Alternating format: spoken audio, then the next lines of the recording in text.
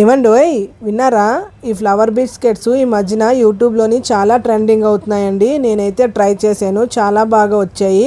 అందుకే మీతో షేర్ చేస్తున్నాను. ఈ దివాళీకి మీరు కూడా ట్రై చేయండి.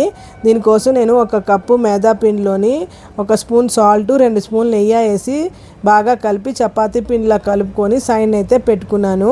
ఇప్పుడు ఒక బౌల్లో 2 స్పూన్లు మైదా పిండి, 2 స్పూన్లు ఆయిల్ వేసి స్లరీ రెడీ చేసి పక్కన పెట్టుకున్నాను. ఇప్పుడు ముందుగా మైదా పిండి ఇలాగా 4 పార్ట్లో చేసుకొని పెద్ద పెద్ద చపాతీలా రెడీ అయితే చేసేసుకున్నానండి.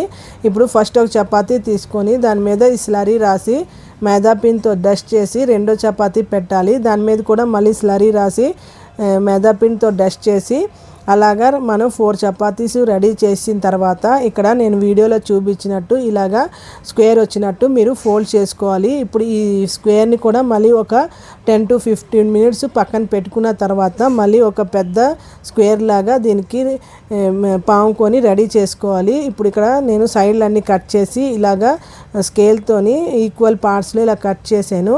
ఇప్పుడు ఇక్కడ చూపించినట్టు నేను ఇలాగ 4 పీసెస్ని తీసుకొని దారంతో టై చేసుకున్నానండి. అన్ని దారంతో కట్టేసుకొని ఒక ప్లేట్లో రెడీ చేసుకున్న తర్వాత ఆయిల్ కొంచెం హీట్ అయిన తర్వాత ఇందులోని ఇవి వేస్తే చూసారా ఫ్లవర్స్ లాగా ఎంత చక్కగా విడ్డాయో. ఇప్పుడు ఇవి బ్రౌన్ కలర్ వచ్చిన తర్వాత తీసుకొని షుగర్ సిరప్ అలాగే పిస్తాతోని గార్నిష్ చేసుకుంటే టేస్ట్ చాలా బాగుంది. ఈసారి మీరు ట్రై చేసి నా ఛానల్ని సబ్స్క్రైబ్